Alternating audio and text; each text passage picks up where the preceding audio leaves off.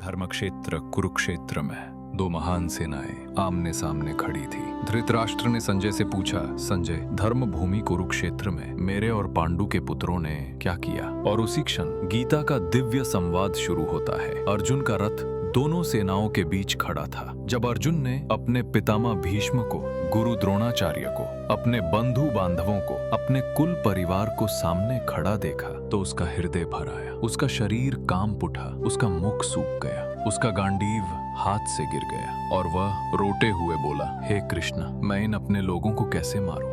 इनकी हत्या करना पाप है। मेरा मन भ्रम में पड़ गया है। मैं युद्ध नहीं कर सकता। यही गीता का पहला अध्याय है, अर्जुन विषाद योगा, जहां मनुष्य मोह और शोक में बंध कर अपने कर्तव्य को त्याग देना चाहता है। तब भगवान श्री कृष्ण ने शांत और करुणा से भरी मुस्कान के साथ अर्जुन से कहा, अर्जुन, तू जिस पर शोक कर रहा है वह सत्य ज्ञान के अभाव में है। और यहाँ शुरू होता है सांख्य योगा, आत्मा का विज्ञान। भगवान ने कहा, अर्जुन, तू शरीर नहीं है, शरीर नश्वर है, परंतु आत्मा नित्य, शाश्वत, अविनाशी और अटल है। न इसे कोई शास्त्र काट सकता है, न अग्नि जला सकती है, न जल भिगो सकता है, न वायु सुखा सकती है। आत्मा न जन्म लेती है, न मारती है, वह केवल शरीर रूपी वस्त्र बदलती है। भगवान ने आगे कहा, सुख दुख, लाभ हानि, जय पराजय सब क्षणिक है। इनको समान भाव से देखने वाला ही स्थितप्रज्ञ होता है। इसके बाद भगवान अर्जुन को कर्म योगा का रहस्य बताते हैं। वे कहते हैं, अर्जुन,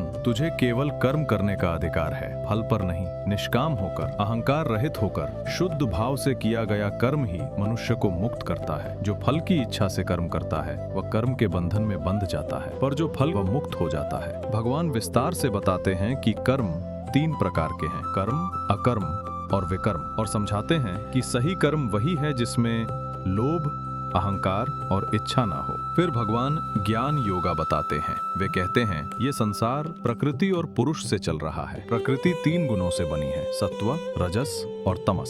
सत्व प्रकाश और ज्ञान देता है, रजस इच्छा और गति देता है, और तमस अंधकार, आलस्य और अज्ञान उत्पन्न करता है। जीव जब इन तीनों गुणों से ऊपर उठ जाता है तभी मोक्ष को प्राप्त होता है। इसके बाद भगवान ध्यान योगा बताते हैं। वे कहते हैं, मान अत्यंत चंचल है, पर अभ्यास और वैराग्य से इसे नियंत्रित किया जा सकता है। एक शांत स्थान पर बैठकर मन को धीरे धीरे एक बिंदु पर स्थिर कर, श्वास को नियंत्रित कर, आत्मा और परमात्मा पर ध्यान लगाने वाला योगी परम शांति प्राप्त करता है। फिर भगवान भक्ति योगा का दिव्य रहस्य बताते हैं। जो भक्त प्रेम और श्रद्धा से मेरा स्मरण करता है, मैं उसका हूँ और वह मेरा। वह मुझे पत्ती, फूल, फल या जल भी प्रेम से अर्पित करे, मैं उसे स्वीकार करता हूँ। जो अनन्य भाव से केवल मेरी भक्ति करता है, मैं स्वयं उसके कल्याण का भार उठाता हूँ। भगवान कहते हैं, कर्म, ज्ञान और ध्यान ये मार्ग उत्तम है, परंतु भक्ति मार्ग सबसे सरल और सर्वोत्तम है, क्योंकि भक्ति में अहंकार नहीं रहता, केवल प्रेम रहता है। इसके बाद भगवान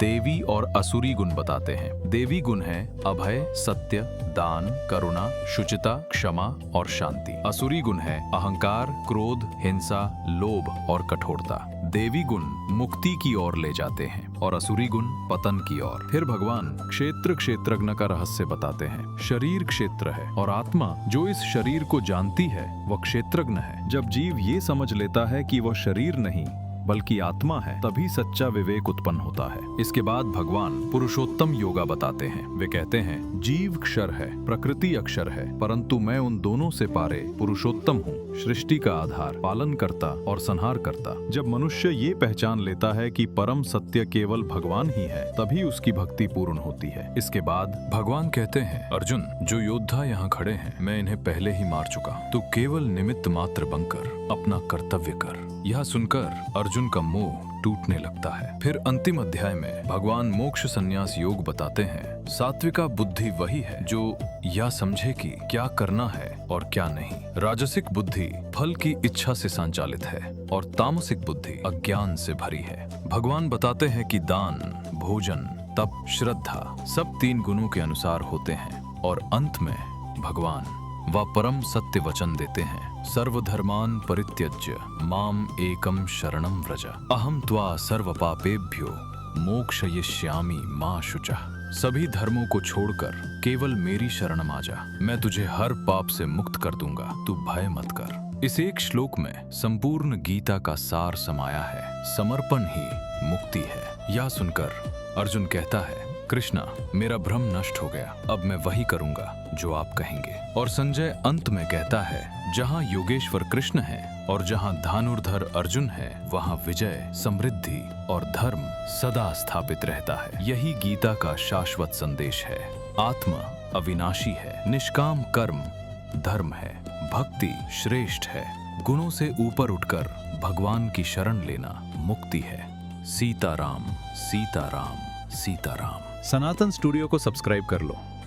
आपका एक क्लिक भक्ति को और दूर तक हमें आगे बढ़ाता है।